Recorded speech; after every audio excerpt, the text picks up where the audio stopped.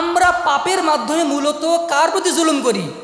আমাদের নিজেদের প্রতি জুলুম করি, আমাদের আত্মা কষ্ট পায়। বান্দা যখন কোনো পাপ কাজ করে তার অন্তরে কালো দাগ পড়ে যায়। যতই পাপ করে ততই তার অন্তর কলুষিত হয়ে যায়, আঘাতপ্রাপ্ত হয়ে যায়। প্রত্যেক দিন ঘুম থেকে উঠে আবার রাতে ঘুমোতে যাওয়া পর্যন্ত কত সময় আমাদের অতিবাহিত হয়, কিন্তু নিজের মৃত্যুকে নিয়ে আমরা একটুও ভাবি না। শরীরের রোগ ব্যাধি হলে আমরা ওষুধ খাই, ডাক্তারের কাছে যাই, মেডিকেলে যাই, দরকার হলে ভর্তি হই, কিন্তু শারীরিক অন্তরের রোগের জন্য আমরা কোনোই পদক্ষেপ গ্রহণ করি না। আল্লাহর আনুগত্য করার জন্য ধৈর্যের প্রয়োজন হয়। ধৈর্যশীল হওয়া ছাড়া আল্লাহর ইবাদত বন্দেগীর শক্তি অর্জন করা যায় না। আত্মাহারিক টিভি, ওহির আলোয় উদ্ভাসিত জীবনের জন্য।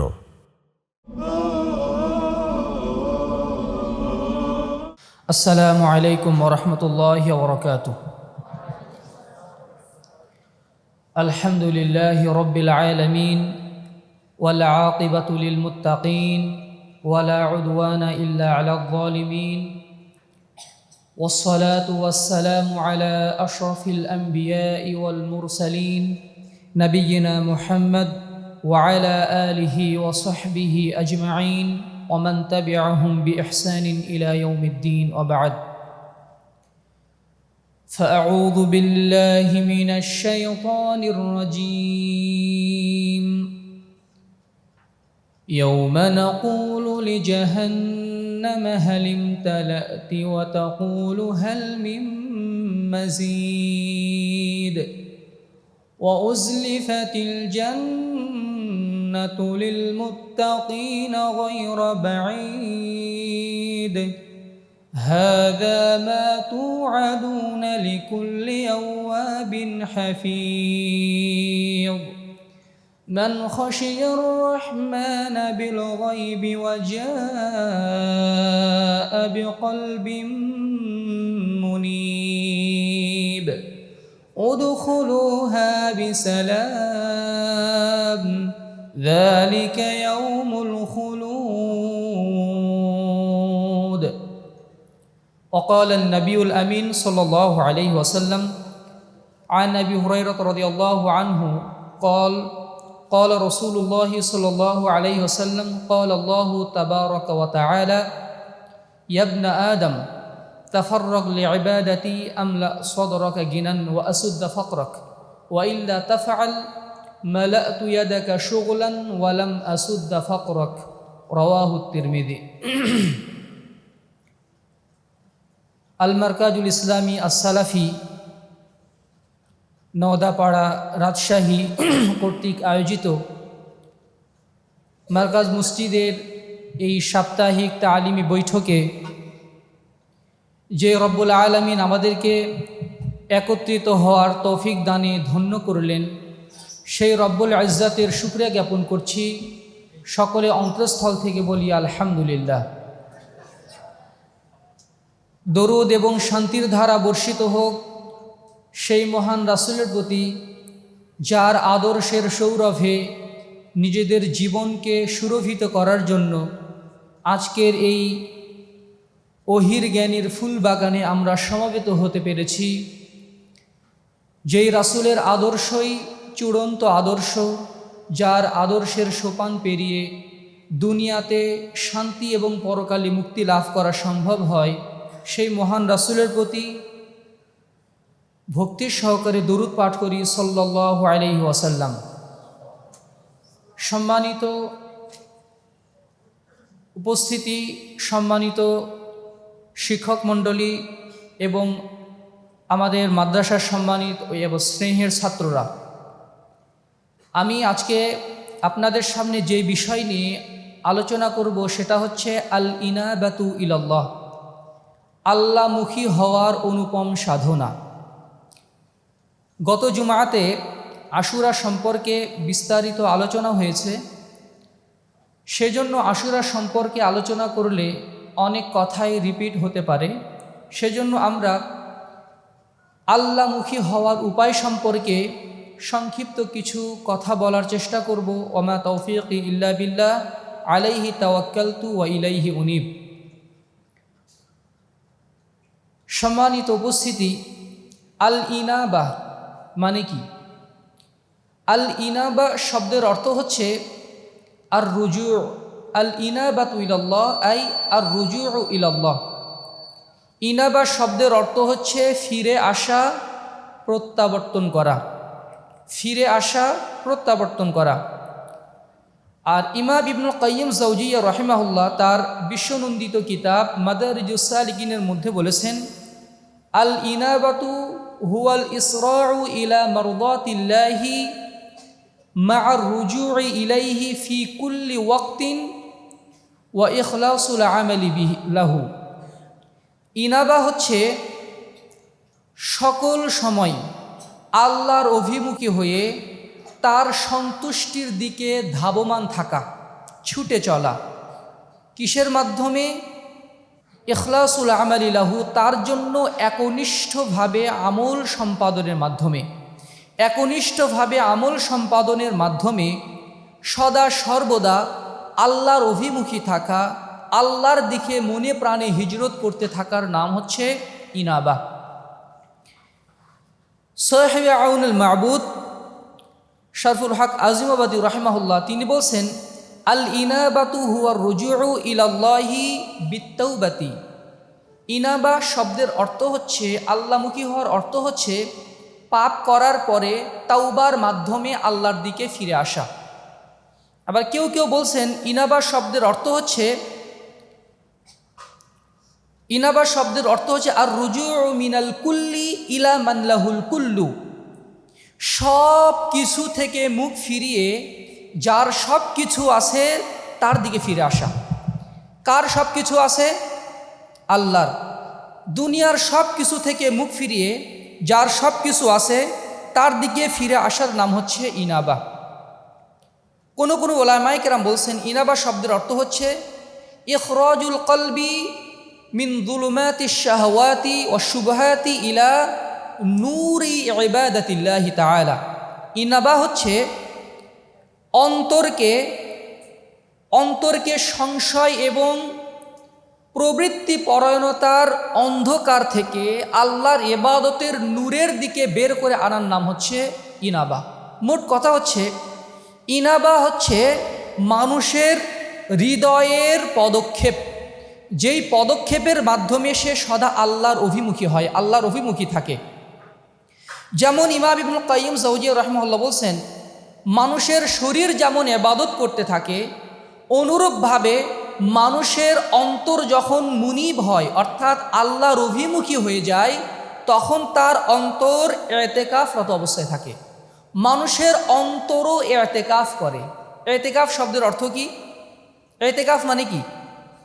ইতিকাফ মানে হচ্ছে অবস্থান করা, আল মাকসু অবস্থান করা, অথবা ইতিকাফ শব্দের অর্থ হচ্ছে আল লুজুম, কোনো কিছুকে আবশ্যক করে নেওয়া, অথবা নিজেকে কোথাও আবদ্ধ করে রাখা। অনেকগুলো অর্থ আছে। তার অন্যতম একটি অর্থ হচ্ছে যে ইতিকাফ হচ্ছে মানে ইতিকাফের মাধ্যমে কোনো কাজে নিবিষ্ট থাকা। যেমন আল্লাহ তাআলা ইব্রাহিম আলাইহিস সালামের কথাকে উল্লেখ করেছেন সূরা আম্বিয়ার মধ্যে, ওয়ান্তুম লাহা আকিফুন, তারা মূর্তি পূজাতে বুঁদ হয়ে আছে। অর্থাৎ মূর্তি পূজা নিয়ে তারা ইতিকাফ করছে, মূর্তি পূজার ভালোবাসা, মূর্তি পূজার আরাধনা নিয়ে তারা তাদের অন্তরে জায়গা করে দিয়েছে। অনুরূপভাবে মানুষের অন্তর যখন আল্লাহর অভিমুখী হয়ে যায়, তার চিন্তা চেতনা, ভালোবাসা, সুখে দুঃখে সর্ব অবস্থায় হৃদয়টাকে সর্বদা আল্লাহর অভিমুখী করে রাখে, এটাকে বলা হয় অন্তরের ইতিকাফ। শারীরিক ইতিকাফ সাময়িকভাবে হয়ে থাকে। এটার যেমন রমাদান মাসে আমরা ইতিকাফ করি শেষের 10 দিন পরে ইতিকাফ শেষ হয়ে যায়। রমাদানের বাহিরেও ইতিকাফ করা যায়। কেউ যদি একদিন ইতিকাফ করার নিয়ত করে, একদিন ইতিকাফ করো মসজিদে, এটা তার জন্য জায়েজ, মুস্তাহাব। কিন্তু অন্তরের ইতিকাফের কোনো বিরতি নেই। এটা সদা সর্বদা শয়নে স্বপনে জাগরণে সর্বদাই ইতিকাফরত অবস্থায় থাকে। এজন্য আল ইনাবাকে বলা হয় হচ্ছে অন্তরের ইতিকাফ, অর্থাৎ হৃদয়কে সর্বদা আল্লাহর সন্তুষ্টিতে, আল্লাহর ইচ্ছার মধ্যে ইতিকাফে রাখার নাম হচ্ছে ইনাবা। কেউ যদি আল্লাহমুখী জীবন গঠন করতে চায়, আর আলোর ব্যবস্থা নেই আর? আচ্ছা, কেউ যদি এই ইনাবা এর গুণ অর্জন করতে চায় তার জন্য 4টি শর্ত প্রয়োজন। কয়টা শর্ত প্রয়োজন? 4টি শর্ত প্রয়োজন। ইনাবার জন্য 4টি শর্ত প্রযোজ্য। এক হচ্ছে মাহাব্বাতুহু, আল্লাহর ভালোবাসা থাকতে হবে, কোনো ইবাদতের ক্ষেত্রে আল্লাহর ভালোবাসা থাকতে হবে। 2 নাম্বার হচ্ছে ওয়াল খুদুউ লাহু, এবং আল্লাহর প্রতি বিনীত থাকা, আল্লাহর প্রতি বিনীত থাকা। 3 নাম্বার হচ্ছে ওয়াল ইকবালু আলাইহি আই আল ইসরাউ ইলা মারদাতিহি, তার সন্তুষ্টির দিকে দ্রুত ধাবমান থাকা। আর 4 নাম্বার হচ্ছে সব কিছু থেকে মুখ ফিরিয়ে, আল ইরাদু মিম্মা সিওয়াহু, সব কিছু থেকে মুখ ফিরিয়ে আল্লাহর অভিমুখী হয়ে যাওয়া। এই 4টা শর্ত যদি কারো ভিতরে না থাকে তাহলে সে কখনো মুনিব হতে পারবে না। ফালা ইয়াস্তাহিক্কু ইসমুল মুনিবি ইল্লা মান ইজতামাআত ফীহি হাযিহিল আরবাউ। এই 4টা শর্ত কারো ভিতরে যদি না থাকে তাহলে সে মুনিব হতে পারবে না। যে আল্লাহর অভিমুখী বান্দা তাকে বলা হয় মুনিব। তাকে কি বলা হয়? মুনিব। মুনিবিনা ইলাইহি, কোরআনের অসংখ্য জায়গায় আছে, অনেক মানুষের নাম রাখা হয় মুনিব। আল্লাহ তাআলা নবী রাসূলকে আল্লাহর অভিমুখী বান্দা হিসাবে চিত্রিত করেছেন এবং নবীদের প্রশংসা করেছেন। অর্থাৎ আল্লাহমুখী জীবন গঠন করা, আল্লাহমুখী জীবন গঠনের জন্য সাধনা করা, এটা হচ্ছে নবী রাসূলদের বৈশিষ্ট্য। যেমন আল্লাহ তাআলা সূরা সাদের মধ্যে তার নবী এবং রাসূল দাউদ আলাইহিস সালামের ব্যাপারে বলছেন, ওয়াযকুর আবদানা দাউদ যাল আইদি ইন্নাহু আওয়াব ইন্না সাখখারনাল জিবালা মাআহু ইউসাব্বিহনা বিল আশিয়্যি ওয়াল ইশরাক والطير محشورة كل له أواب। আল্লাহ তাআলা বলছেন ওয়াযকুর আবদানা দাউদ, তোমরা আমার বান্দা দাউদের কথা একটু স্মরণ করো। যাল আইদি, যে ছিল শক্তিশালী, আমার শক্তিশালী বান্দা দাউদের কথা স্মরণ করো। ইন্নাহু আওয়াব, সে ছিল আওয়াব। আওয়াব কিসের সেগা? ইসমে মুবালাগার সেগা, অর্থাৎ যে সর্বদা বেশি বেশি আল্লাহ অভিমুখী হয়। নবীকে আল্লাহ তাআলা এই আওয়াব নামে অভিহিত করলেন। ওয়াসাখখারনা লাহুল জিবাল, আমি তার জন্য পাহাড় পর্বতকে তার জন্য আমি অধীনস্থ করে দিয়েছি, যারা সকাল সন্ধ্যা তার সাথে আমার তাসবিহ জপে, তাসবিহ পাঠ করে। এই পৃথিবীর যত সৃষ্টি আছে, জড় পদার্থ, জীব জন্তু যত আছে, সবাই আল্লাহর তাসবিহ পাঠ করে, সারাদিন তাসবিহ পাঠ করে। ওয়াত-তায়রা মাহশুরাতান কুল্লুল্লাহু আওয়াব, এবং সমাবেত পাখি, পাখির ঝাঁক, পাখির কলকাকলি, এরাও আল্লাহর তাসবিহ পাঠ করে। ওয়াত-তায়রা মাহশুরাতান কুল্লুল্লাহু আওয়াব, আল্লাহর সকল সৃষ্টি হচ্ছে আওয়াব, অর্থাৎ আল্লাহর অভিমুখী। এই ইনাবা বৈশিষ্ট্যের অধিকারী। সুবহানাল্লাহ বিহামদিহি। আল্লাহ তাআলা দাউদ আলাইহিস সালামের ব্যাপারে আরও বলছেন এই একই সূরাতে। সুলাইমান আলাইহিস সালামের ব্যাপারেও আল্লাহ তাআলা একই কথা বলেছেন। আমাদের নবী মুহাম্মদ সাল্লাল্লাহু আলাইহি সাল্লাম, তার ব্যাপারেও আল্লাহ তাআলা এই আওয়াব শব্দটি বলেছেন এবং তিনিও বলছেন আমি আল্লাহর দিকেই ফিরে গেলাম। শুআয়ব আলাইহিস সালাম বলেছেন ওয়ামা তাওফীকি ইল্লা বিল্লাহ আলাইহি তাওয়াক্কালতু ওয়া ইলাইহি উনীব, আমি আল্লাহর তৌফিক কামনা করি, আল্লাহর উপর ভরসা করি, তারই অভিমুখী হয়ে যাই। সুতরাং আল্লাহমুখী জীবন গঠন করার এই সাধনাটা কাদের বৈশিষ্ট্য? নবী রাসূলদের বৈশিষ্ট্য। আমাদের এই জীবনকে কাদের মতো করে গঠন করতে হবে? নবী রাসূলদের মতো করে গঠন করতে হবে। আমাদের আইকন, আমাদের আদর্শ তারাই। নবী রাসূল হচ্ছে আমাদের আদর্শ। তারা যেভাবে কথা বলেছেন, আমাদের কথা বলা ওই রকম হতে হবে। তারা যেভাবে আচরণ করেছেন মানুষের সাথে, আমাদের আচরণ ওই রকমই হতে হবে। তারা যেভাবে আল্লাহর ইবাদত করেছেন, যে পদ্ধতিতে ইবাদত করেছেন, আমাদেরকে সেইভাবে সেই পদ্ধতিতে ইবাদত করতে হবে। তারা যেভাবে আল্লাহর অভিমুখী ছিলেন, আল্লাহর সন্তুষ্টি লাভে সদা তৎপর ছিলেন, আমাদেরকেও ওই রকম হওয়ার চেষ্টা করতে হবে। আল্লাহ তাআলা আমাদেরকে সেই জন্যই এই দুনিয়াতে পাঠিয়েছেন। যারা এই আল্লাহমুখী জীবন গঠন করতে পারে তাদের জন্য মোটা দাগে দুইটি পুরস্কার। প্রথম পুরস্কার হচ্ছে আল্লাহ তাআলার আযাব থেকে তাদেরকে মুক্তি দান করা হবে। আল্লাহ তাআলা সূরা জুমারের মধ্যে বলেছেন, وَأَنِيبُوا إِلَى رَبِّكُمْ وَأَسْلِمُوا لَهُ مِنْ قَبْلِ أَنْ يَأْتِيَكُمُ الْعَذَابُ ثُمَّ لَا تُنصَرُونَ وَأَنِيبُوا আল ইনাবা এটা হচ্ছে মানে কোন কোন কোন কোন কোন বাব থেকে এসেছে? বাবি ফাআল। আনাবা ইউনিবু, আনিবু তোমরা আল্লাহর অভিমুখী হয়ে যাও, ইলা রব্বিকুম তোমাদের রবের অভিমুখী হয়ে যাও, ও আসলিমু লাহু তার কাছে আত্মসমর্পণ করো, মিন ক্বাবলি আন ইয়াতিয়াকুমুল আযাব আল্লাহর আযাব আসার আগেই। আল্লাহর আযাব আসার আগেই তুমি নিজের জীবনটাকে আল্লাহর অভিমুখী করে দাও। এবং সুম্মা লা তুনসারুন যেদিন তোমরা কোনোই সাহায্যপ্রাপ্ত হবে না। দুনিয়াতে কোনো বিপদ আপদে পড়লে ভাই, চাচা, বাবা, মা তাদেরকে কাছে পাওয়া যায়, কিন্তু আখিরাতের যদি বিপদে আমরা পড়ি কাউকে আমরা পাশে পাবো না। আর দুনিয়ার চেয়ে হাজার হাজার কোটি কোটি গুণের কঠিন ইবাদত হচ্ছে আখিরাতের বিপদ। কঠিন মানে বিপদ হচ্ছে আখিরাতের বিপদ, আখিরাতের আযাব।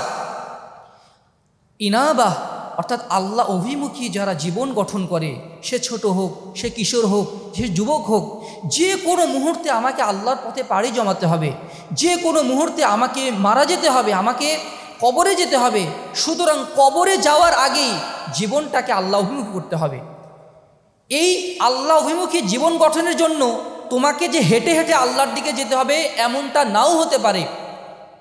ইমাম ইবনুল কাইয়িম জাওজিয়্যি রাহিমাহুল্লাহ বলছেন, তার একটা ছোট্ট কিতাব আছে আর রিসালাতুত তাবুকিয়া, সেখানে তিনি বলছেন যে হিজরত দুই ভাগে বিভক্ত। হিজরত কয় ভাগে বিভক্ত? দুই ভাগে বিভক্ত। একটা হিজরত হচ্ছে এক জায়গা থেকে আরেক জায়গায় মানে শারীরিকভাবে ট্রান্সফার হওয়া, এক জায়গা থেকে আরেক জায়গায় যাওয়া, এটা হচ্ছে শারীরিক হিজরত। আরেকটা হিজরত হচ্ছে মানুষের অন্তরের হিজরত, মানুষের অন্তরের হিজরত। এই হিজরতের পথ চলা মৃত্যু পর্যন্ত, মৃত্যু অবধি এই পথ চলা চলতে থাকে অবিরাম গতিতে। মানুষের জীবনে শারীরিকভাবে হিজরত করার প্রয়োজন নাও হতে পারে কারো কারো জীবনে, কারো কারো হতেও পারে, কিন্তু অন্তরের হিজরত, কলবের হিজরত প্রত্যেকটা পদক্ষেপে প্রত্যেকটা বান্দার উপরে ফরজ। অন্তরের হিজরত, অন্তরের হিজরত প্রত্যেক বান্দার উপরে প্রত্যেকটা সময়ে ফরজ। সে যদি এই হিজরতের পথ চলাটা একটু খান্তি দেয়, সাথে সাথে শয়তান তাদেরকে মানে বাঁকা পথে নিয়ে যায়। এজন্য এই পথে কখনো থামতে হয় না, মৃত্যু অবধি এই পথ চলা মানে অবিরাম থাকে, চলমান থাকে। এটা হচ্ছে অন্তরের হিজরত। যারা এই হিজরতটা করতে পারে জীবদ্দশাতে, এই হিজরত চলমান রাখতে পারে, তারাই হচ্ছে মুনিব, তারা হচ্ছে আওয়াব, তারাই হচ্ছে আল্লাহর অভিমুখী বান্দা। দুই নাম্বার পুরস্কার হচ্ছে কিয়ামতের দিন যারা মুনিব বান্দা, যারা আল্লাহর অভিমুখী হওয়ার সাধনা করে, আল্লাহর অভিমুখী হওয়ার মানে জীবন গঠন করে, আল্লাহমুখী জীবন গঠন করে, কিয়ামতের ময়দানে আল্লাহ তাআলা তাদেরকে জান্নাত দানে সম্মানিত করবেন।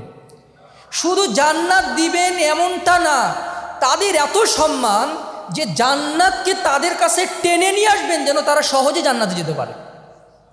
আল্লাহ তাআলা সূরা কাফের মধ্যে বলেছেন, يوم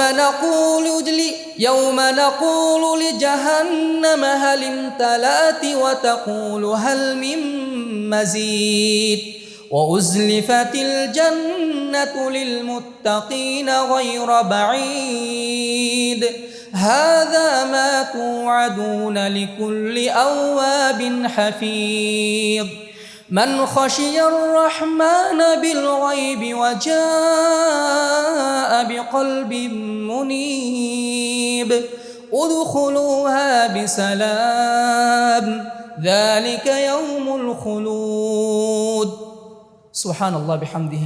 আল্লাহ তাআলা বলছেন, ইয়াউমা নাকুলু লিজাহান্নাম হালিম তালাতি, আমি সেই দিন জাহান্নামকে বলবো তুমি কি পূর্ণ হয়েছো, তোমার পেট ভরেছে? জাহান্নাম বলবে হালমি মাজিদ, আরও কিছু আছে কি? আরও জাহান্নামে থাকলে আরও ভিতরে ঢুকান, দেন আমাকে। ওয়াউজলিফাতিল জান্নাতুল মুত্তাকিনা গায়রা বাঈদ, আর সেই দিন জান্নাতকে নিকটবর্তী করা হবে মুত্তাকি বান্দাদের কাছে জান্নাতকে টেনে নিয়ে আসা হবে, গায়রা বাঈদ, তাদের মধ্যে কোনো দূরত্ব থাকবে না। হাযা মা তুআদুনা লিকুল্লি আওয়াবিন হাফিজ, এটা তাদের জন্যই যাদের সাথে আল্লাহ তাআলা ওয়াদা করেছিলেন, যাদেরকে ওয়াদা দেওয়া হয়েছিল, তুআদুনা লিকুল্লি আওয়াবিন হাফিজ, যারা আল্লাহর অভিমুখী, আল্লাহমুখী জীবন গঠন করে এবং আল্লাহর বিধিবিধানের সংরক্ষণ করে, আল্লাহর বিধিবিধান পালনে সচেষ্ট থাকে, যত্নশীল থাকে। ওয়াজাআ বিকলবিন মুনিব, আর যারা আল্লাহমুখী হৃদয় নিয়ে আল্লাহর সামনে হাজির হয়। সুবহানাল্লাহ বিহামদিহি, আল্লাহমুখী হৃদয় নিয়ে আল্লাহর সামনে হাজির হয়। ওয়াজাআ বিকলবিন মুনিব উদখুলুহা বিসালাম মান খাশিয়ার রহমান বিল গায়বি ওয়াজাআ বিকলবিন মুনিব, যারা আল্লাহকে না দেখেই ভয় করে, ওয়াজাআ বিকলবিন মুনিব, আল্লাহর সামনে আল্লাহমুখী হৃদয় নিয়ে আসে, আল্লাহ তাআলা তাদেরকে বলেন উদখুলুহা বিসালাম, প্রশান্তির সাথে জান্নাতে প্রবেশ করো। সুবহানাল্লাহ বিহামদিহি, নিরাপত্তার সাথে জান্নাতে প্রবেশ করো। যালিকা ইয়াউমুল খুলুদ, একদম চিরদিনের জন্য, এমনটা না 10 বছর থাকবা, 5 বছর থাকবা, 50 বছর থাকবা, তারপরে তোমাদেরকে জান্নাত থেকে বের হয়ে আসতে হবে না, চিরদিনের জন্য তুমি জান্নাতে প্রবেশ করো। সুবহানাল্লাহ বিহামদিহি, একজন মুমিনের আকাঙ্ক্ষা, একজন মুমিনের ইচ্ছা সংকল্প হচ্ছে ওটাই, অর্থাৎ জান্নাত লাভ করা। একজন কাফের বান্দা স্বপ্ন দেখে, পরিকল্পনা করে 5 বছর সামনে কি হবে, 10 বছর পরে আমি কি করব, অথবা 20 বছর পরে কি হবে, ওর পরিকল্পনা শুধু দুনিয়ার মধ্যেই সীমাবদ্ধ থাকে। আর একজন মুমিন বান্দার সংকল্প, তার পরিকল্পনা শুধু দুনিয়াবী জীবন নয়, বরং এই দুনিয়াবী জীবনের সীমানা পেরিয়ে পরকাল পর্যন্ত প্রলম্বিত হয়। সে জান্নাতের জন্য পরিকল্পনা করে, সে পরকালে বাঁচার জন্য পরিকল্পনা করে, সে কবরে আযাব থেকে বাঁচার জন্য পরিকল্পনা করে। আমরা এখানে পড়াশোনা করতে এসেছি, শিখতে এসেছি ওই পরিকল্পনা নিয়ে যে জান্নাতে যাব। আমরা এখানে পিতামাতার আদর সোহাগ ছেড়ে এই গরমের ভিতরে আমরা পড়াশোনা করছি, ইবাদত বন্দেগী করছি, কিসের পরিকল্পনার জন্য? কিসের জন্য? ওই জান্নাতে যাওয়ার জন্য। ওই লক্ষ্যেই আমরা অবিচল থাকার সদা সর্বদা চেষ্টা করি এবং জান্নাতে যাওয়ার ওই স্বপ্ন বুনে যাই। আল্লাহ তাআলা আমাদেরকে জান্নাতি হওয়ার তৌফিক দান করুন, আল্লাহুম্মা আমিন। এবার আসি আমার মূল আলোচনাতে, সেটা হচ্ছে আল্লাহমুখী হওয়ার উপায়। আল্লাহমুখী হওয়ার অনেকগুলো উপায় আছে, আমি আপনাদের সামনে 15টি উপায় আলোকপাত করার চেষ্টা করব ইনশাআল্লাহ। আল্লাহমুখী হওয়ার প্রথম এবং প্রধান উপায় হচ্ছে তাওহীদের জ্ঞান অর্জন করা, আল্লাহকে চিনতে পারা, আল্লাহকে চেনা বা তাওহীদের জ্ঞান অর্জন করা এবং আল্লাহর দাসত্ব প্রতিষ্ঠা করা। কেউ যদি আল্লাহকে না চেনে, আল্লাহর ক্ষমতা সম্পর্কে, আল্লাহ তাআলার দয়া সম্পর্কে, আল্লাহ তাআলার শাস্তি সম্পর্কে কেউ যদি না জানে, কিভাবে আল্লাহকে ভয় করবে? কেউ যদি মানে কোনো জিনিসের মূল্য না বোঝে, পথের পাশে একটা পাথর পড়ে আছে, সে জানে না এই পাথরের দাম কোটি টাকার চেয়েও বেশি, সে যদি ওই পাথর সম্পর্কে না জানে, সে একটা সাধারণ পাথরই মনে করবে। কিন্তু সে যদি জানে এটা সাধারণ পাথর নয়, এটা কোষ্ঠী পাথর, এটা অনেক দাম, তখন সে ওটাকে মূল্যায়ন করবে, ওটাকে গোপন করবে এবং ওটাকে আরও লুকানোর চেষ্টা করবে। আমাদের এই দুনিয়াবী জীবনে কারো মর্যাদা যদি আমরা না বুঝি, কারো মর্যাদা যদি আমরা না বুঝি, তাকে আমরা সম্মান সাধারণত করি না, অ্যাজ ইউজুয়াল তার সাথে ব্যবহার করি। রাজশাহী ইউনিভার্সিটির ভিসি যদি মাদ্রাসায় আসেন আর তাকে যদি কেউ না চেনে, অ্যাজ ইউজুয়াল মনে করবে যে কোনো লোক মাদ্রাসা পরিদর্শন করতে এসেছে, তার সাথে স্বাভাবিকভাবে কথা বলবে। কিন্তু যদি জানে ইনি যেন তেন লোক না, ইনি হচ্ছে রাজশাহী বিশ্ববিদ্যালয়ের ভিসি, ভাইস চ্যান্সেলর, তখন তার সম্মান, তার ভক্তি, তার শ্রদ্ধার মর্যাদা বাড়বে না, মাত্রা বাড়বে না? অনুরূপভাবে আল্লাহকে যদি কেউ নাই চেনে, তাহলে সে কীভাবে আল্লাহকে ভয় করবে? এই জন্য আল্লাহ তাআলা প্রথম নির্দেশ দিয়েছেন ফা'লাম আন্নাহু লা ইলাহা ইল্লাল্লাহ, হে নবী আপনি সর্বপ্রথম এই জ্ঞান অর্জন করুন যে আল্লাহ ছাড়া সত্য কোনো মাবুদ নেই, লা মা'বুদা বিহাক্কিন ইল্লাল্লাহ, আল্লাহ ছাড়া সত্য কোনো উপাস্য নেই। এই জ্ঞান অর্জন করা সকল ইবাদতের আগে বড় ফরজ, এবং এই জ্ঞান অর্জন করা ফরজে আইন। তাওহীদের জ্ঞান অর্জন করা, ইমানের জ্ঞান অর্জন করা, আকীদার জ্ঞান অর্জন করা ফরজে আইন। সালাতের চেয়েও বড় ফরজ হচ্ছে তাওহীদের জ্ঞান অর্জন করা। ওই জ্ঞান যখন অর্জিত হবে তখন বান্দা আল্লাহকে ভয় করতে শিখবে, জান্নাতের জন্য আকাঙ্ক্ষী হবে, জাহান্নামকে ভয় করবে। এই জন্য আল্লাহ তাআলা তাওহীদের জ্ঞান অর্জনের নির্দেশ দিয়েছেন। কাকে নির্দেশ দিয়েছেন? রাসূলকে নির্দেশ দিয়েছেন। আদতে রাসূলের মাধ্যমে আমাদেরকে নির্দেশ দিয়েছেন।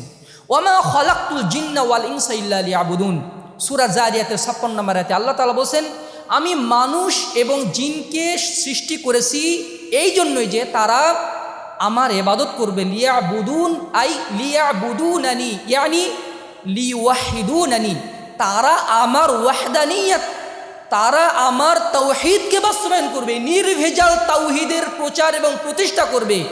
এই জন্যই আমি তাদেরকে সৃষ্টি করেছি, জিনকে সৃষ্টি করেছি, মানুষকে সৃষ্টি করেছি, যারা তাওহীদের বাস্তবায়ন করবে তাদের ইবাদতের মাধ্যমে, তাদের আমলের মাধ্যমে, তাদের কথার মাধ্যমে, তাদের অনুভূতির মাধ্যমে, যাবতীয় মাধ্যমে যারা তাওহীদকে বাস্তবায়ন করবে তাদের জন্য রয়েছে জান্নাত, আর যারা এটা বাস্তবায়ন করবে না তাদের জন্য রয়েছে জাহান্নাম।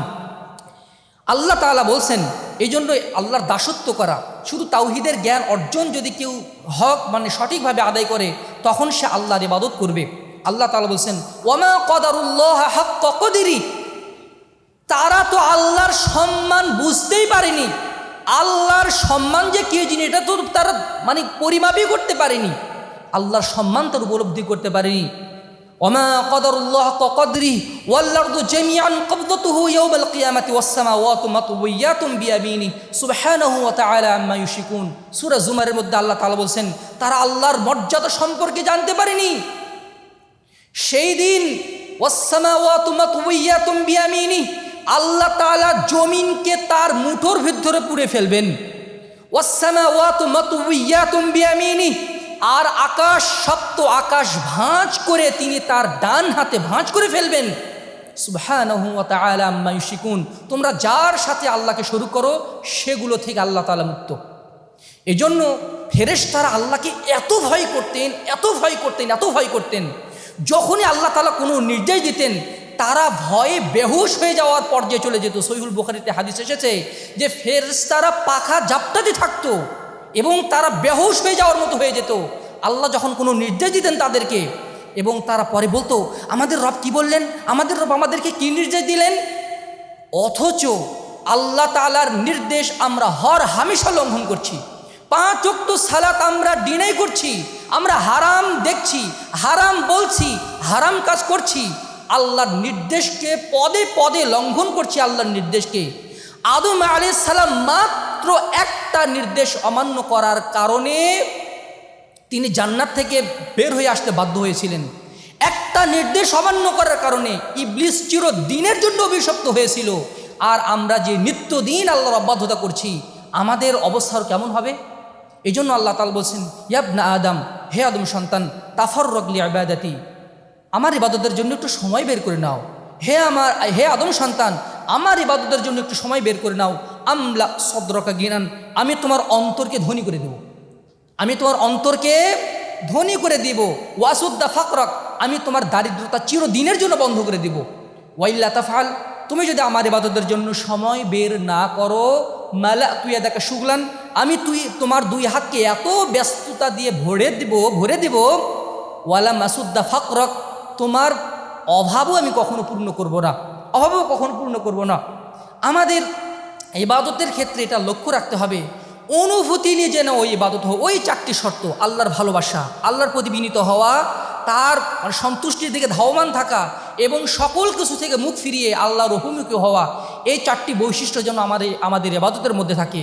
ওস্তাদজির ভয়ে যদি আমরা মসজিদে আসি অথবা দায়সারাভাবে মসজিদে আসলাম, সালাত আদায় করলাম, চলে গেলাম, এটা কি ভালোবাসা হলো? এটা কি মহব্বতের সহিত হলো? এটা কি বিনয়ের সাথে হলো? আমরা মসজিদে আসছি, কথাবার্তা বলছি, আল্লাহর ঘরে এসে আমাদের আদব রক্ষা হচ্ছে না, তাহলে কি আল্লাহকে সম্মান করা হলো? মসজিদ কার ঘর? মসজিদ কার ঘর? আল্লাহর ঘর। আমাদেরকে এই আল্লাহর ঘরে কার জন্য ইবাদত করতে হবে? আল্লাহর ঘরে ইবাদত করতে হবে। আমরা চিল্লাচিল্লি করছি, মানে কথাবার্তা বলছি, যখন উস্তাদ আসলো তখন চুপ হয়ে যাচ্ছি, মানে আল্লাহর চেয়ে কি ওস্তাদকে বেশি ভালো ভয় করব? ওস্তাদকে বেশি ভয় করব? যদি এটা হয়ে যায় তাহলে কি এটা শিরক হওয়ার সম্ভাবনা থাকবে না? এই জন্য আমাদের ইবাদতের প্রতি আমাদের ভক্তি, আমাদের শ্রদ্ধা, আমাদের ভালোবাসা, বিনত হওয়া। যখন আমি সালাতে দাঁড়াবো তখন আমার ভিতরে যেন এই অনুভূতি থাকে, আমি আমার সৃষ্টিকর্তা, আমার পালনকর্তা, এই গোটা বিশ্বের সৃষ্টিকর্তার সামনে আমি দাঁড়ালাম। এই অনুভূতি যদি আমাদের অন্তরে শক্তিশালী না হয়, আমরা ইবাদতের স্বাদ পাবো না। ওই সালাতের মধ্যেও আমাদের মনোযোগ অন্য দিকে চলে যাবে। আর যারা ইবাদতের জন্য অন্তরকে খালি করে নেয়, আল্লাহ তার অন্তরকে ধনী করে দেন। আল্লাহ সাল্লাল্লাহু আলাইহি ওয়াসাল্লাম বলছেন, যার মানে সম্পদ বেশি সে প্রকৃত ধনী নয়, যার অন্তর ধনী। ওয়ালাকিন্নাল গিনা গিনান নাফস, যার অন্তর ধনী সে প্রকৃত ধনী। মানুষ ভ্যান চালক হয়েও ধনী হতে পারে অন্তরের দিক থেকে, সে যদি আল্লাহর অভিমুখী আল্লাহমুখী জীবন গঠন করতে পারে, আল্লাহর ইবাদতের জন্য সময় বের করে নিতে পারে। যখন আজান হয়ে যাবে পৃথিবীর আর কোনোই কাজ নাই, পৃথিবীর আর কোনোই কাজ নাই, তখন একমাত্র কাজ হচ্ছে আল্লাহর ডাকে সাড়া দিয়ে মসজিদে চলে আসা।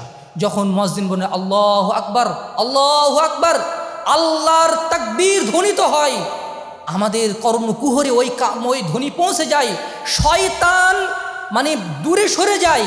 আর ওই সময় আমরাও যদি গাফেল থাকি তাহলে আমাদের আচরণের সাদৃশ্য কি শয়তানের সাথে হয়ে যাবে না? আমাদের এই পড়াশোনার উদ্দেশ্য কি শুধুই ডিগ্রি অর্জন করা, নাকি একজন ভালো মানুষ হওয়া, আল্লাহমুখী, আল্লাহর অভিমুখী একটা জীবন গঠন করা? এই জন্য আমরা ছাত্র ভাইদের উদ্দেশ্যে বলছি, আমাদের ইবাদতের ব্যাপারে আমাদের আরও দরদ থাকতে হবে, আরও ভালোবাসা দিয়ে আমাদের ইবাদত করা উচিত। আমি আমার বাবার জন্য যদি কোনো কিছু করি সেখানে আমার ভক্তি থাকে।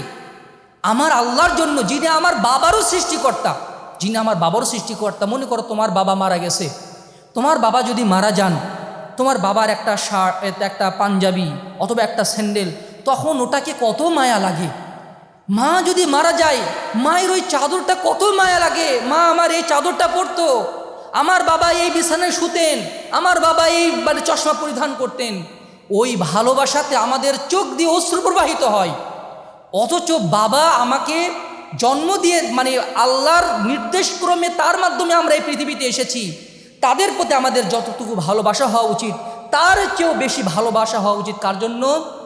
আল্লাহর জন্য। 2 নম্বর উপায় হচ্ছে তাকদীরের প্রতি দৃঢ় বিশ্বাসী হওয়া।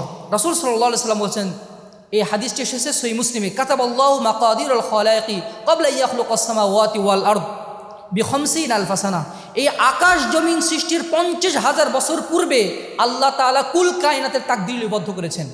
আজকে যে আমরা এই বৈঠকে বসবো, আর বৈঠকে বসে কত ফোঁটা ঘাম আমার শরীর থেকে প্রবাহিত হবে, এটাও ওই তাকদীরে লেখা আছে। আজকের দিনে তুমি কয় ঢোক পানি পান করবা, এটাও তাকদীরে লেখা আছে। আমরা কি করব, কয়বার চোখের পলক ফেলবো, এটাও তাকদীরে লেখা আছে।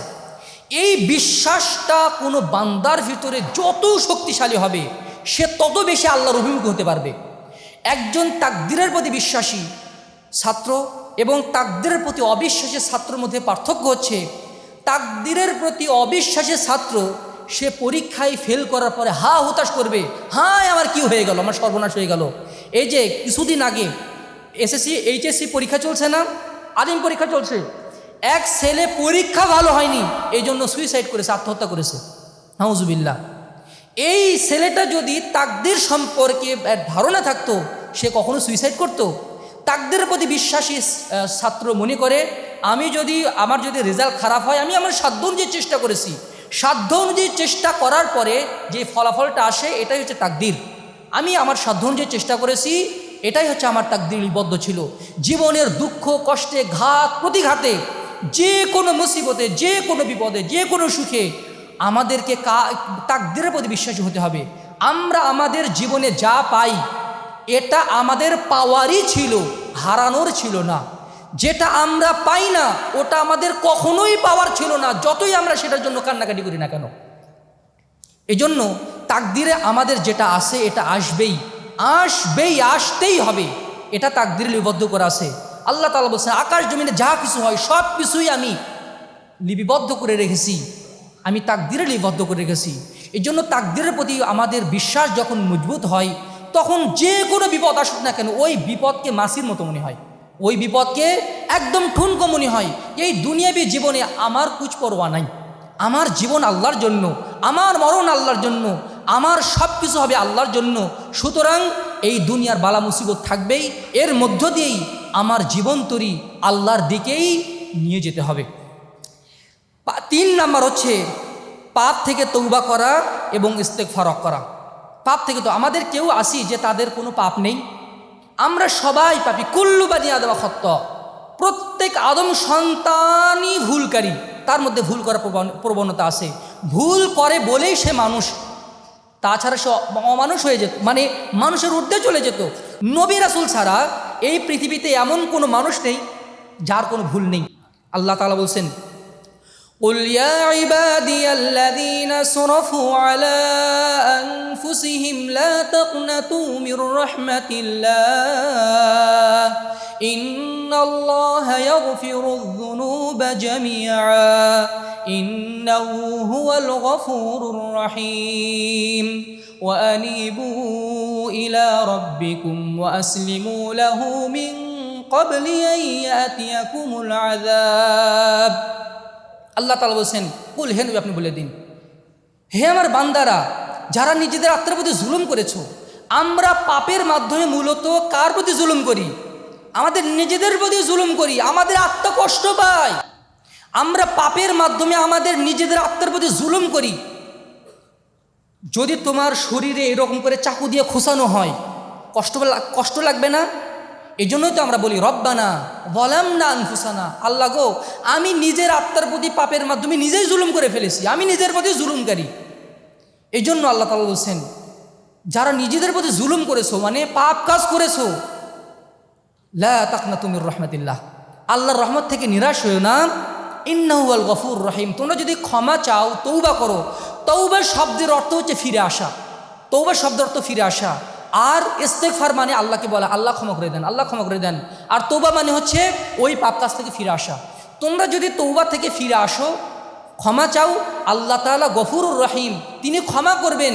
আর ওয়ানিবু ইলা রব্বিকুম, তোমাদের রবের অভিমুখী হয়ে যাও, আল্লাহমুখী হয়ে যাও তওবা ইস্তেগফারের মাধ্যমে। আল্লাহ রাসূল বলছেন ইন্নাল আবদা ইযা আখতা খাতিয়াতান নুকতাত ফি কলবিহি নুকতাতুন সাউদা, বান্দা যখন কোনো পাপ কাজ করে তার অন্তরে কালো দাগ পড়ে যায়, যতই পাপ করে ততই তার অন্তর কলুষিত হয়ে যায়, আঘাতপ্রাপ্ত হয়ে যায়। যখন পাপ থেকে তওবা করে তার অন্তরটা পরিষ্কার করে দেওয়া হয়। এই জন্য যার অন্তর যত পরিষ্কার সে আল্লাহর পথে তত সুন্দরভাবে চলতে পারে। আর এই জন্য প্রয়োজন হচ্ছে সকাল সন্ধ্যা বেশি বেশি তাওবা ইস্তেগফার করা। 4 নম্বর উপায় হচ্ছে মৃত্যুকে বেশি বেশি স্মরণ করা। আকসিরু হাযিমিল লাযযাত আল মাউত, তোমরা দুনিয়ার সাত্বিক্তকারী বস্তুকে বেশি বেশি স্মরণ করো, আর সেটা হচ্ছে মৃত্যু। আমরা যদি কিশোর হই, আমরা যদি শিশু হই, আমাদেরও মরণ আছে, আমরাও যে কোনো সময় মৃত্যুবরণ করতে পারি। আমি কিশোর, আমি শিশু বলে আমার মরণ আরও 5 বছর পরে হবে, আমি যুবক তখন মৃত্যুবরণ করব। হতে পারে আমার বাবার আগে আমি মৃত্যুবরণ করতে পারি। মৃত্যুকে নিয়ে ভাবা একটা ইবাদত। মৃত্যুকে নিয়ে ভাবা কি? ইবাদত। প্রত্যেক দিন ঘুম থেকে উঠে আবার রাতে ঘুমোতে যাওয়া পর্যন্ত কত সময় আমাদের অতিবাহিত হয়, কিন্তু নিজের মৃত্যুকে নিয়ে আমরা একটুও ভাবি না। কোনো জানাজাতে গেলে আমরা মৃত্যুর কথা স্মরণ করি, মনে করি যে না সবাইকে মরতে হবে, কিন্তু সাথে সাথে এটাও ভাবি হয়তো আমার মৃত্যু আরও পরে হবে। প্রত্যেক দিন নিজের মৃত্যুকে নিয়ে আমাদের একটু ভাবতে হবে। আমি যদি এখন মারা যাই, আমার মা কিভাবে কান্নাকাটি করবে, আমার বাবা কিভাবে কান্নাকাটি করবে, আমার ছাত্র ভাইরা, আমার রুমমেটরা, তাদের অনুভূতি কেমন হবে। ওই বাঁশঝাড়ের নিচে মাটির ঘরে যখন আমাকে রাখা হবে, আমি কিভাবে সেখানে থাকব। আমি এমনিতেই অন্ধকারের মাঝে যেতে ভয় পাই, জঙ্গলের ভিতরে যেতে আমি ভয় পাই, অথচ আমার এই নিথর দেহটাকে ওই 3.5 হাত মাটির নিচে পুঁতে রাখা হবে, সেদিন আমার কেমন অবস্থা হবে। মানুষ যদি 2 চোখ বন্ধ করে নিজের মৃত্যুকে নিয়ে প্রত্যেক দিন 10 মিনিট করে যদি তুমি মৃত্যুকে নিয়ে ভাবতে পারো, আমি মৃত্যুকে নিয়ে ভাবতে পারি, আমরা সবাই যদি মৃত্যুকে নিয়ে ভাবতে পারি, শয়তান আমাদেরকে সহজে বিপদগামী করতে পারবে না, পারবে না, পারবে না। রাসূল সাল্লাল্লাহু আলাইহি ওয়াসাল্লাম বলছেন, তোমরা ইন্নী নাহাইতু আন জিয়ারাতুল কুবুর ফাজুরুহা, আমি তোমাদেরকে কবর জিয়ারত করতে মানে নিষেধ করেছিলাম, তোমরা এখন কবর জিয়ারত করো। ওই কবরের দিকে একবার তাকিয়ে দেখুন, ওই নিথর কবরটা, ওই মানে নির্বাক কবরটা যেন একটা আলাদা একটা মেসেজ দিচ্ছে আমাদেরকে। ওই কবরের নিচে শায়িত ব্যক্তি আমাদের মতোই একদিন এই মার্কাজে পড়াশোনা করেছে, এই রাস্তাঘাটে চলাফেরা করেছে, বাজার ঘাট করেছে, এই দুনিয়াতে কত হাসি তামাশা করেছে, খানাপিনা করেছে, কত কিছুই করেছে। আজকে সে কবরের বাসিন্দা, দুনিয়া থেকে চিরদিনের জন্য সে চলে গেছে, তার আমলের খাতা বন্ধ হয়ে গেছে। আমি এখনও জীবিত আছি, এখনও আমার আমল করার সুযোগ আছে, এখনও আমার তওবা করার সুযোগ আছে। কেউ যদি কবরের পাশে গিয়ে যদি নিজের কথা ভেবে, নিজের মৃত্যুর কথা ভেবে একটু স্মরণ করতে পারে নিজের মৃত্যুর ব্যাপারে, এটা হবে তার এক জীবনের সবচেয়ে বড় উপদেশ হবে এটা তার জন্য। এজন্য সালাফগণ মাঝে মাঝে রুগীদেরকে দেখতে যেতেন। ইমার্জেন্সি মানে জরুরি বিভাগে, হসপিটালের জরুরি বিভাগে মাঝে মাঝে এমনিতেই যাওয়া উচিত। কবরস্থানে মাঝে মাঝে যাওয়া উচিত। ওই কবরবাসীকে দেখে নিজের মৃত্যুর কথা ভাবা উচিত। মানুষ যত বেশি মৃত্যুর কথা ভাববে, তার জীবন তত ফ্রেশ হবে, তার জীবন তত সুন্দর হবে, তার জীবন তত গোছালো হবে। আমাকে কে কি বলল, কে কি করলো, ওই দিকে তার কোনো দিন চোখ যাবে না। তার শুধু চোখ যাবে কিভাবে আমি আমার নাজাতের রাস্তা আমি তৈরি করব, কিভাবে আমি কবরে বাঁচবো, কিভাবে মুনকার নাকিরের সওয়াল জবাব আমি দেব, কিভাবে পুলসরাতে আমি পার হব, কিভাবে আমি জান্নাত পাবো, সেই চিন্তায়, সেই স্বপ্নে সদা বিভোর থাকবে সে। সুতরাং মৃত্যুকে নিয়ে ভাবা এটাও একটি ইবাদত। এই চিন্তার ইবাদতটা আমাদেরকে করতে হবে। 5 নম্বর হচ্ছে আখিরাতকে প্রাধান্য দিয়ে দুনিয়াবী জীবন পরিচালনা করা। আমরা পড়াশোনা করছি, আমাদের উদ্দেশ্য এটা নয় যে আমরা বড় চাকরি করব, হ্যান্ডসাম স্যালারির আমরা চাকরি করব, জব করব, এটা আমাদের মূল উদ্দেশ্য নয়। যদি কারো এই উদ্দেশ্য থাকে, দয়া করে সে যেন টিসি নিয়ে সে যেন মাদ্রাসা থেকে চলে যায়। কারো যদি উদ্দেশ্য থাকে আমি বড় চাকরি করব, দুনিয়াতে অনেক সম্পদ অর্জন করব, দুনিয়া কেন্দ্রিক যদি কারো যদি চিন্তা ভাবনা থাকে, সে যেন মাদ্রাসায় না পড়ে। কেউ যদি আখিরাতকে কামনা করে, কেউ যদি আখিরাতকে সামনে রেখে দুনিয়াবী জীবনে পবিত্র জীবন গঠন করতে চায়, সে যেন তার অন্তরকে খালেস করে সে যেন পড়াশোনা করে। পড়াশোনার মূল উদ্দেশ্য হচ্ছে আল্লাহ সন্তুষ্টি অর্জন করা, সেই সন্তুষ্টির সোপান পেরিয়ে জান্নাত লাভ করা। আমরা যখন চাকরি বাকরি করি, আমরা যখন ব্যবসা বাণিজ্য করি, এই চাকরি করার মূল উদ্দেশ্য থাকবে হচ্ছে আখিরাত নাজাত পাওয়া। আমাদের ব্যবসার মূল উদ্দেশ্য থাকতে হবে আখিরাত। আমাদের চলাফেরা কর্মকাণ্ড সব কিছুর মূল উদ্দেশ্য থাকতে হবে আখিরাত। এই লক্ষ্যকে কেউ যদি বুকে ধারণ করতে পারে শক্তভাবে, তাহলে সে আর কখনো লক্ষ্যচ্যুত হবে না। এই জন্য আখিরাতের জীবনকে প্রাধান্য দিতে হবে। বাল তুসিরুনাল হায়াতাদ দুনিয়া ওয়াল আখিরাতু খায়রুন ওয়া আবকা। বান্দারে, তোমরা এত বোকা, তোমরা দুনিয়ার জীবনকে বেশি প্রাধান্য দিচ্ছ, অথচ দুনিয়াবী জীবন কয়দিনের, আখিরাতই হচ্ছে চিরস্থায়ী এবং সর্বোত্তম। 5 নম্বর হচ্ছে অন্তরের রোগ ব্যাধি সম্পর্কে তৎপর থাকা। আমাদের শরীর যেমন অসুস্থ হয়ে যায়, আমাদের অন্তর ওইভাবে অসুস্থ হয়ে যায়। শারীরিক রোগ ব্যাধির যেমন লক্ষণ আছে, অন্তরের রোগ ব্যাধির ওই রকম লক্ষণ আছে। যদি জ্বর হয়, শরীর গরম হয়ে যায়, তাই না?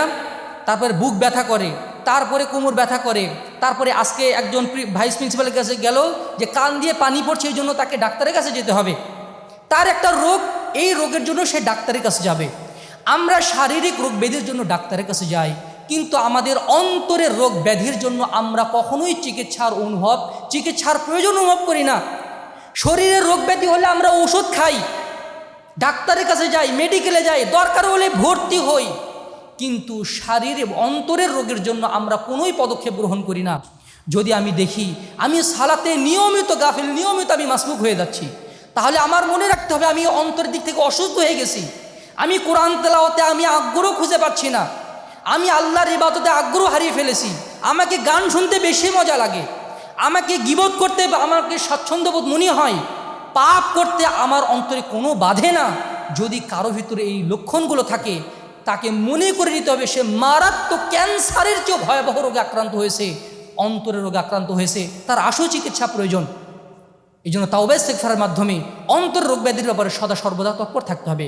7 নম্বর উপায় হচ্ছে অনুধাবন করে নিয়মিত কোরআন তেলাওয়াত করা।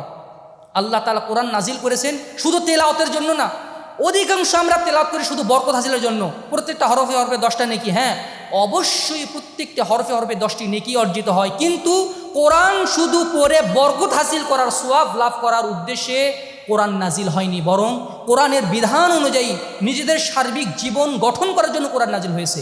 এই জন্য প্রত্যেক দিন অনুবাদ সহ কোরআন পড়া, একটু কোরআনের দিকে একদম গভীর দৃষ্টি দিয়ে দেখবা আল্লাহ তাআলা এই কোরআনে কি বলেছেন, এখানে আমাদের জন্য কি উপদেশ আছে। প্রত্যেক দিন বেশি না, 5 মিনিট। কয় মিনিট? 5 মিনিট একটা আয়াতের প্রতি গভীর দৃষ্টি দিবা, গভীর দৃষ্টি, একদম চোখের দৃষ্টি না, অন্তরের দৃষ্টি ঢেলে দিবা। একটা আয়াতের অনুবাদ পড়বা, তাফসির পড়বা এবং ওই আয়াতটা নিয়ে একটু ভাববা, দেখবা যে ওই আয়াত আল্লাহ তোমার জন্যই নাজিল করেছেন। ওই আয়াতটা যে পড়বে মনে হবে ওই আয়াতটা আল্লাহ আমার জন্যই নাজিল করেছেন। প্রত্যেকটা মানুষ যখনই কোরআন পাঠ করবে, সে যদি অনুধাবন করতে পারে, তার মনে হবে আল্লাহ যেন আমাকে উদ্দেশ্য করে এই কোরআন নাজিল করেছেন। আর এই অনুধাবন শক্তি যত বেশি হবে, আল্লাহমুখী হওয়া ততটাই সহজ হয়ে যাবে। 8 নম্বর উপায় হচ্ছে শারীরিক রোগ ব্যাধি এবং বিপদ আপদকে নিয়ামত মনে করা। আল্লাহ আমাদের জীবনে যত রোগ শোক আসে, আল্লাহ তাআলা এর মাধ্যমে পাপ ক্ষমা করে দেন, সুবহানাল্লাহি ওয়া বিহামদিহি। যে কোনো বিপদ আসলে এর মাধ্যমে আল্লাহ আমাদের পাপ ক্ষমা করে দেন। আল্লাহ রাসূল সাল্লাল্লাহু আলাইহি ওয়াসাল্লাম বলছেন, বান্দাকে যে বিপদে স্পর্শ করুক না কেন, তার শারীরিক রোগ ব্যাধি হোক, তার কষ্ট হোক, তার টেনশন হোক, তার দুশ্চিন্তা হোক, এমনকি তার পায়ে যদি একটু কাটাও ফোটে, এর মাধ্যমে আল্লাহ তাআলা তার পাপ ঝরিয়ে দেন। কোনো বিপদকে আমরা মনে করতে পারি আল্লাহ এটা আমাকে কেন দিল, খুবই টেনশন হয়, খুবই কষ্ট হয়, কিন্তু এক সময় আমরা বুঝতে পারবো ওই বিপদটা আমার জন্য আসলেই কল্যাণকর ছিল। জীবনে আমি যেটা পাইনি, ওটা না পাওয়াটাই আমার মধ্যে কল্যাণকর ছিল।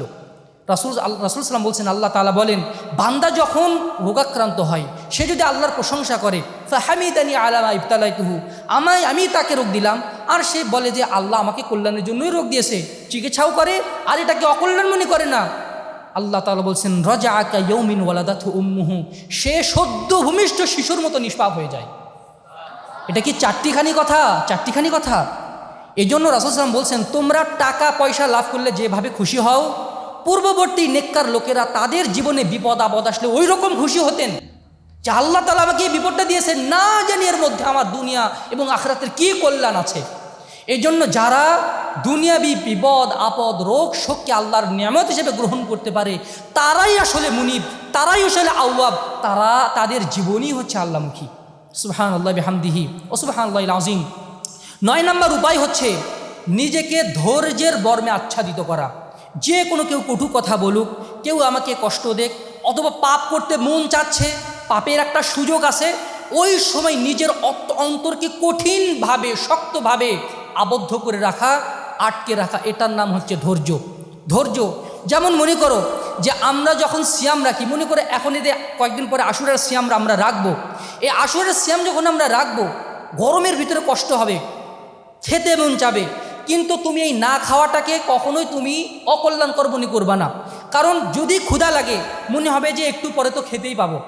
ওই সায়েম যেমন তার খুদ পিপাসাকে অকল্যাণকর মনে করে না, ওটা ওই সময় যদি তোমার ক্ষুধা লাগে বা পিপাসা লাগে, তুমি কি ওটাকে অকল্যাণকর মনে করো? আল্লাহ কেন আমাকে ক্ষুধা দিল, আর কেন আমাকে পিপাসা দিল, এরকম মনে হয় না। ওটা মনে একটা স্বাভাবিক ব্যাপার যে রোদ হচ্ছে, পিপাসা লাগতেই পারে, এর পরবর্তীতে আমার জন্য ইফতার ব্যবস্থা আছে। অনুরূপভাবে বান্দার জীবনে ওই রকম বিপদ আসে, ওই বিপদে ধৈর্য ধারণ করতে হয়।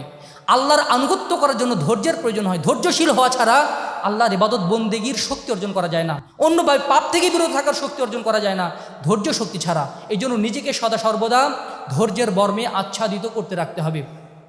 10 নম্বর উপায় হচ্ছে অল্পে তুষ্ট থাকা। আল্লাহ যতটুকু দিয়েছেন, অরদা বিমা কাসামাল্লাহু লাকা তাকুন আগনান নাস, আল্লাহ তোমাকে যতটুকু দিয়েছেন, যতটুকু সামর্থ্য দিয়েছেন, তোমার বাবার যতটুকু আয় রোজগার, তোমাকে যতটুকু টাকা পয়সা দেয়, তুমি এতেই সন্তুষ্ট। আলহামদুলিল্লাহ, আল্লাহ আমাকে যতটুকু দিচ্ছেন এটাই আলহামদুলিল্লাহ। যতটুকু আল্লাহ খাবার ব্যবস্থা করলেন, আলহামদুলিল্লাহ।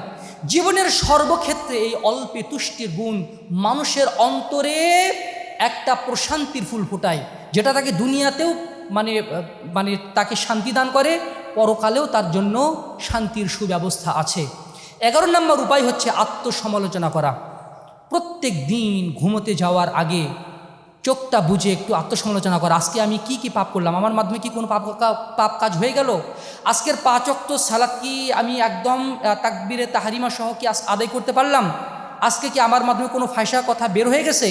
আমি আখিরাতের জন্য কতটুকু আমি কাজ করতে পারলাম, এই ভাবনাটা থাকতে হবে। এটার নাম হচ্ছে আত্মসমালোচনা করা। ওমর রাদিয়াল্লাহু আনহু এইভাবে আত্মসমালোচনা করতেন। 12 নম্বর উপায় হচ্ছে অহেতুক কাজ থেকে, যেটা অহেতুক সেই কাজ থেকে বিরত থাকা। যেটা অহেতুক, কোনো প্রয়োজন না, দুনিয়ারও প্রয়োজন নাই, আখিরাতের প্রয়োজন নাই, এই রকম কাজ থেকে যে যত বেশি বিরত থাকবে সে তত ভালো থাকবে। বেশি বেশি জায়েজ কাজ মানুষকে হারামের দিকে ঠেলে নিয়ে যায়। এজন্য স্বাভাবিকভাবে যেগুলো জায়েজ কিন্তু অপ্রয়োজনীয় এগুলো কাজ বর্জন করতে হবে। 13 নম্বর উপায় হচ্ছে সাধ্যম যে জিকির আজকারে মশগুল থাকতে হবে। জিকির আজকারে মশগুল থাকতে হবে। যখনই তুমি রাস্তাঘাটে মাদ্রাসা থেকে মানে একাডেমিক ভ্রমণে যাচ্ছ, ওই সময় জিকির আজকার চলতে থাকবে। ঘুমের সময় জিকির, যখন যে দোয়া পড়তে হয় সেই জিকিরগুলো পাঠ করতে থাকা। যে যত বেশি জিকির করে আল্লাহ তাআলা তার দোয়া তত বেশি কবুল করেন, আর শয়তান তার থেকে দূরভীত হয়। ইবাদতের ক্ষেত্রে ওই রকম সিরিয়াস থাকতে হবে। এই যে আগামী 16, 17 এবং 18 জুলাই কিসের সিয়াম আছে? আশুরায়ে মুহররম। এই আশুরায়ে মুহররম আল্লাহর রাসূল সাল্লাল্লাহু আলাইহি ওয়াসাল্লাম বলছেন, আহতাসিবু আলাল্লাহি আন ইউকাফিরাস সানাতাল্লাযী ক্বাবলাহু, আমি মনে করি এর মাধ্যমে আল্লাহ তাআলা পূর্বের 1 বছরের গুনাহ ক্ষমা করে দিবেন। সুবহানাল্লাহি বিহামদিহি ওয়া সুবহানাল্লাহিল আযীম। আগামী 16, 17 জুলাই এবং 18 জুলাই। 17 জুলাই অর্থাৎ বুধবার হচ্ছে 10 মুহররম। এই দিন হচ্ছে মেইন। এই দিনকে ঠিক রেখে হয় মঙ্গল বুধ অথবা বুধ বৃহস্পতি, এই 2 দিন যেন আমরা সিয়াম রাখতে পারবো ইনশাআল্লাহ। আল্লাহ তাআলা আমাদের সবাইকে তৌফিক দান করুন। 1 বছর গুনাহ খাতা মাফ হবে। কিসের নিয়তে থাকতে হবে? নাজাতে মুসা। ওই যে মুসা আলাইহিস সালাম ফেরাউনের কবল থেকে মুক্তি পেয়েছিলেন, সাগরের বুকে মানে নদী রচিত হয়ে গিয়েছিল, ওই নাজাতে মুসার শুকরিয়ার জন্য এই সিয়ামটা রাখতে হয়। কারবালাতে ইমাম হোসাইন রাদিয়াল্লাহু আনহুর শাহাদাতের জন্য এই সিয়াম রাখতে হয় না, এটা বেদাতি সিয়াম হয়ে যাবে। সুতরাং নাজাতে মুসার জন্য আমরা এই সিয়ামটা রাখবো। আল্লাহ তাআলা আমাদেরকে তৌফিক দান করুন, আল্লাহুম্মা আমিন। 14 নম্বর উপায় হচ্ছে অন্তরে সর্বদা তাকওয়া বজায় রাখা। গোপনে অন্তরে তাকওয়া বজায় রাখা, বাহ্যিকভাবে তাকওয়া না, অন্তরের দিক থেকেও যেন তাকওয়া বজায় থাকে। আল্লাহ ভীতি প্রকাশ্যে এবং গোপনে যেন থাকে, এই চেষ্টা সর্বদা করতে হবে। এবং 15 নম্বর উপায় হচ্ছে আল্লাহর কাছে দোয়া করা। রব্বানা আলাইকা তাওয়াক্কালনা ওয়া ইলাইকা আনাবনা ওয়া ইলাইকাল মাসির। রব্বানা লা তুজিগ কুলুবানা বা'দা ইয হাদাইতানা ওয়া হাব লানা মিন লাদুনকা রাহমা ইন্নাকা আনতাল ওয়াহ্হাব। আল্লাহমুখী জীবন গঠনের জন্য আমাদেরকে বেশি বেশি দোয়া করতে হবে, কারণ আল্লাহর তৌফিক ছাড়া কোনো কিছুই আমরা অর্জন করতে পারি না। আর এই তৌফিকের জন্য আল্লাহর কাছে দোয়া করতে হয়। আমরা কি সম্পর্কে আলোচনা করছিলাম? আল্লাহমুখী জীবন গঠন কিভাবে, আল্লাহমুখী জীবন গঠনের উপায়। কয়টি উপায় আলোচনা করলাম? 15টি। আমি আবার বলছি, আল্লাহমুখী জীবন গঠনের আমরা 15টি উপায় সম্পর্কে আলোচনা করলাম। 1, তাওহীদের জ্ঞান অর্জন করা, আল্লাহর দাসত্ব প্রতিষ্ঠা করা। 2, তাকদীরের প্রতি দৃঢ় বিশ্বাসী হওয়া। 3, তাওবা ইস্তেগফার করা, বেশি বেশি তাওবা ইস্তেগফার করা। 4, অধিক হারে মৃত্যুকে স্মরণ করা। 5, আখিরাতমুখী জীবন গঠন করা, আখিরাতের জীবন সামনে রেখে দুনিয়াবী জীবন পরিচালনা করা। 6, অন্তরের রোগ ব্যাধির ব্যাপারে সদা সর্বদা সচেতন থাকা। 7, অনুধাবন করে নিয়মিত কোরআন তেলাওয়াত করা। 8, শারীরিক রোগ ব্যাধি বিপদ আপদকে নিয়ামত মনে করা আল্লাহর পক্ষ থেকে। 9, নিজেকে ধৈর্যের বর্মে আচ্ছাদিত করা। 10, অল্পে তুষ্ট থাকা। 11, আত্মসমালোচনা করা। 12, অপ্রয়োজনীয় অহেতুক কাজ বর্জন করা। 13, সর্বদা জিকিরে মশগুল থাকা, ঠোঁটকে সর্বদা জিকিরে মশগুল রাখা এবং ইবাদতের ব্যাপারে সবচেয়ে বেশি সিরিয়াস থাকা। 14, সর্বদা অন্তরে আল্লাহ ভীতি বজায় রাখা। এবং 15 নম্বর হচ্ছে আল্লাহর কাছে কায়েমুন বাক্যে প্রার্থনা করা, আল্লাহমুখী জীবন লাভ করার জন্য।